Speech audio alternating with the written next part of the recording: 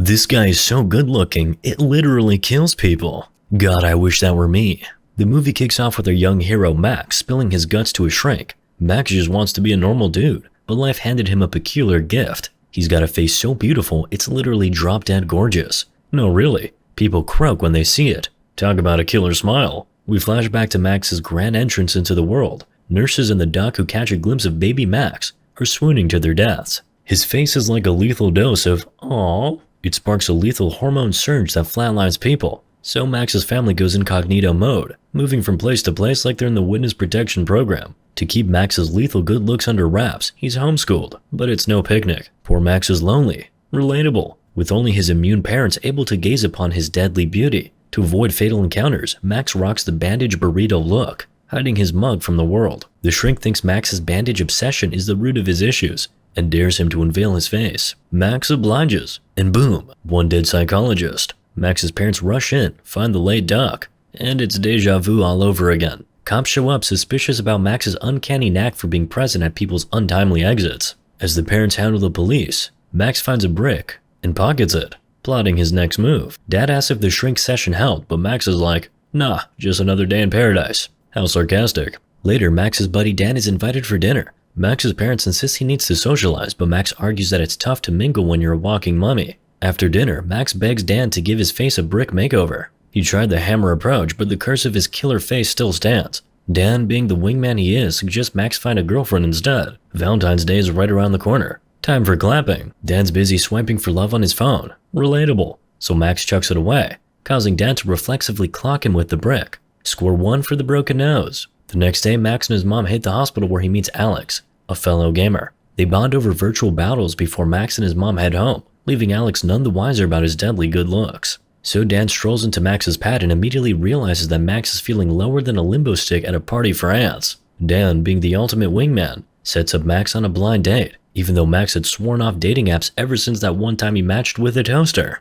Little did Max know he was about to meet a girl he'd never seen before. Because duh, it's a blind date. When they meet up, the girl is giving Max that "I think I left my stove on" kind of look. Max tries to win her over with a small gift and a few compliments. Like, "You're even prettier than the toaster I matched with," but she's not feeling it. That is, until her ex-boyfriend Craig shows up, looking like a roided out version of Gaston from Beauty and the Beast. Craig plops down with them and starts teasing Max, who's doing his best to keep his cool. Things go from bad to worse when Max spills his drink, and Craig, in a moment of peak douchebaggery, orders him to clean it up. Luckily, Craig gets the boot soon after, but when Max gathers the courage to ask the girl if they can meet again, she shoots him down harder than a malfunctioning SpaceX rocket. Crushed, Max contemplates jumping off a bridge. He's just like me. But then Alex appears like a quirky guardian angel. She almost teases Max, pointing out that the bridge is about as high as a toddler's bunk bed, so he probably wouldn't die if he jumped. Somehow Alex convinces Max to give life another chance. She takes him to a senior center because nothing says life is worth living like bingo and prune juice. Max meets two elderly ladies, one with Alzheimer's and the other with a terminal illness. It's not all doom and gloom though, as Alex reveals she has a unique condition that prevents her from expressing genuine emotions. Kinda like Mark Zuckerberg. It's like a superpower, but way less cool. Max and Alex find they have something in common and they start to bond. Alex ends up accompanying Max to his house, where he asks her out again. She says no, and Max's disappointment level reaches a new high score. That night he chats with Dan over some video games, spilling the beans about Alex. Dan, being the wise bro that he is, suggests Max go back to the place where they first met. So Max heads to the bus stop where he reunites with Alex and convinces her to give him another chance. Max has always wanted to bathe in candy. Who hasn't? So they hit up a candy store and fill Max's bathtub with enough sweets to give Willy Wonka a sugar rush. As they chill in the candy-filled tub, they open up about their medical conditions. Alex tells Max that her heart is getting bigger and bigger, which is ironic since she can't express emotions. Despite their conditions, the two form a unique bond and start dating, proving that sometimes life is just like a box of chocolates in a bathtub. One day, Max and Alex decide to go see the latest comedy blockbuster, and afterwards hit up a happy hour at their favorite dive bar. Max, feeling a bit tipsy, is escorted home by Alex, who can't help but sneak a peek at his dreamy blue eyes beneath those mysterious shades.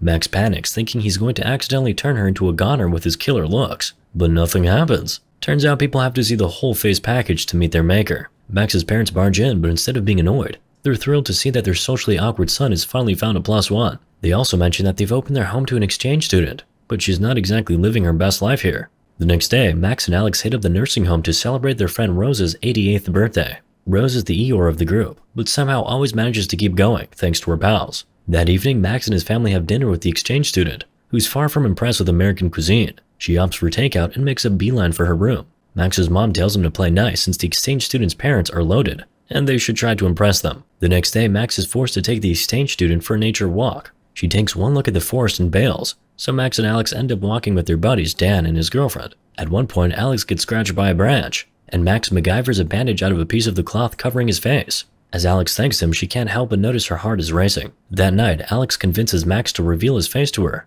Under the safety of a blanket, Max covers her eyes, and they share a passionate kiss. The next day, disaster strikes when the exchange student tries to light a cigarette and accidentally torches the Christmas tree. Max and Dan end up in the hospital, where they bump into Alex and realize her health is on the decline. In a moment of fatherly wisdom, Max's dad tells him to confess his love for Alex. Not long after, they learn that Rose from the nursing home is on her way out. In a last-ditch attempt to make her final moments painless, Alex asks Max to show Rose his face, even if it's a bit morbid. Max is hesitant, but eventually caves, and Rose gets to go out in style. So this old lady kicks the bucket, but at least she's finally chilling in peace, right? Max and Alex are like two peas in a pod, but Max can't shake the feeling that he might be friend-zoned. His parents, though, are popping champagne. Their son might actually score a date. But wait, plot twist.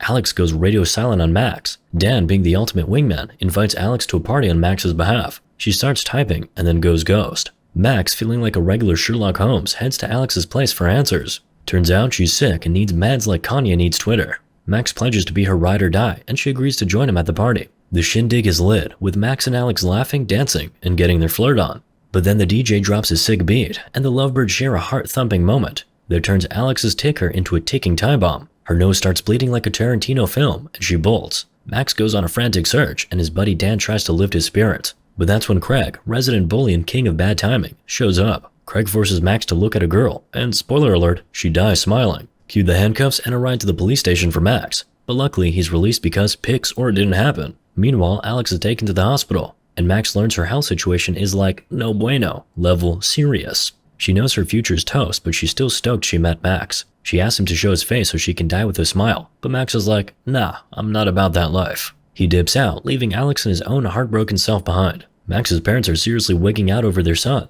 Max is so fed up with his lethal looks that he considers giving himself the brick face special. Luckily, his parents catch him before he starts his DIY plastic surgery. But in the chaos, their cat sees Max's face. And well, let's just say it's got one less life now. Alex keeps blowing up Max's phone, but he's not feeling chatty. And to top it all off, Max has to attend the funeral of Dan's ex-girlfriend, whom he accidentally offed. Bummer, dude. So these two BFFs, Dan and Max, have this super serious chit-chat. Dan's like, dude, Max, you gotta see Alex. It's not her fault she's dying, you know? Max takes a moment to think. Shocking, right? And is like, you know what, bro? You're right. The next day, Max heads to the hospital to see Alex, who, poor thing, is getting worse by the minute. Max cozies up next to her for a real tearjerker of a convo. They confess their love, but alas, it's not all sunshine and rainbows. Max, being the stand-up guy he is, decides to give her a painless exit by showing her his beautiful, yet deadly face. They lock lips, but as it turns out, love isn't the answer to everything. Alex's heart can't handle it, and she dies. Max is devastated, but life goes on. He's back on the bridge where they first met,